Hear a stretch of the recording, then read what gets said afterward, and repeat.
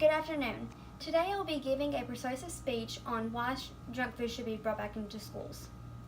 Do you love junk food? Does the taste of a chocolatey Reese's cup make your mouth water? How about the nice salty taste of some sour cream and onion Lay's potato chips? Does the smell of a little Davy fudge cake or a honey bun make your mouth water also? What about an ice cold Coca-Cola to wash all this down? Well, if so, you need to join with me to lobby Kentucky's General Assembly to allow these types of foods to once again be sold in our schools. While I am not an authority on the law that governs all the sale of junk food in schools, I will present you with some information that will show the difference this can make for our schools, especially in the area of school finances. After all, Dolly Parton said, "I was always a junk food person, I still am. And have you seen how she looks at the age of 72? One need of us needing junk food back brought into schools is junk food being sold in schools is not the cause of childhood obesity. Junk food sales in the schools are often blamed for contributing to childhood obesity. What we found basically is that there's no relationship between going to a middle school that sells junk food and gaining weight, says researcher Jennifer Van Hook, PhD professor of demography and sociology at Penn State University. The message is not that junk food is okay, but that schools are not the main source of the kids' junk food intake. Students are not getting fat because of the junk food that they can't eat in school. Based upon a 100-day 80 school year and 3 meals per a day, a student consumes 180 lunches in a school during a calendar year and 730 other meals at home or elsewhere. Children who consume school lunches are 2% more likely to be obese than those who do not eat the school lunch. If school serves healthy lunches based on federal guidelines, that does not mean that kids will eat them. Some kids bring their own junk food in with them from home. Some buy it from the corner store on the way to school. Some trade it with their friends. The junk food is out there, and if they want it, the kids will find it. What exactly is the definition of junk food, you may ask? Cheeseburgers, French fries, onion rings, chips, cookies, cake, candy, ice cream, and soft drinks are sometimes called junk food. But just because a food you like is called junk doesn't mean you should never eat it or that you won't be healthy if you do. We found this from kidsfoodpyramid.com.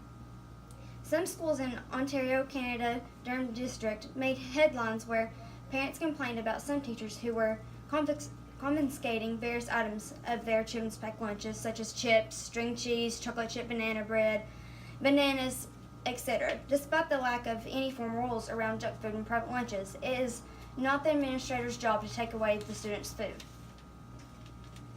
Vending machines and junk food sales are in schools to support things like school sports and school activities, which are cut when budgets are slashed.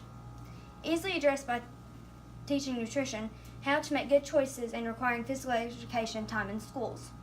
Improving what we teach about nutrition, requiring more physical activity, are better ways to approach obesity than imposing statewide junk food bans. Schools know that they need more than the federal government does. Any decision that is made what is sold in school vending machines should be determined at the local level because of the principle of local control lays at the root of our American democracy. If we properly fund school programs, we don't need vending machines, and we cannot expect our schools to solve all of the ills of society. The loss of money has impacted school districts nationwide. From 2004 to 2011, the limit on fat, sugar, and portion sizes offered to the students in the Seattle school districts ended up costing the schools hundreds of thousands of dollars in vending machine profits. Before this ban went into effect, the student bodies in each school benefited nearly $214,000 in profits. Kids don't want to purchase orange juice and granola bars, so giving teens a choice of chips and soda may be the only way to bring money back into our schools. We can visualize the benefits of schools having junk food available to students through the funding of all school-sponsored activities and supplies. Schools can offer both junk food and healthier options in vending machines and allow students to make their own choice. Many schools are already seeing the loss of thousands of dollars of income, which is used to fund after-school tutoring programs.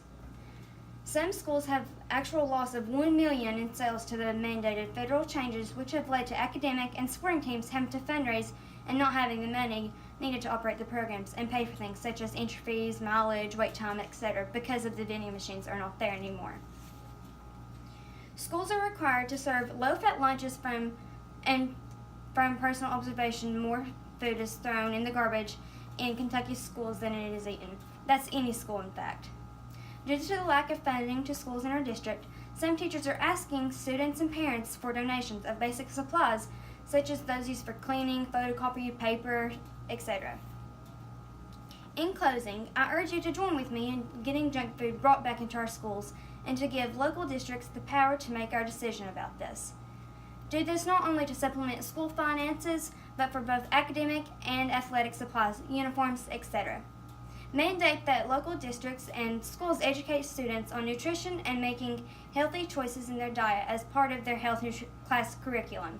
Require schools to have a set activity list for physical education classes that shows the benefits of cardio workouts, strength training, yoga, Zumba, and many others in addition to the proper way to do these types of exercise, rather than throwing out a basketball and telling students to go play. Remember, students have access to junk food at home and in their personal lives, and they can make their own choices at school and in the real world of fast food restaurants. After all, if junk food has worked for Dolly Parton for 70 years, it can work for you.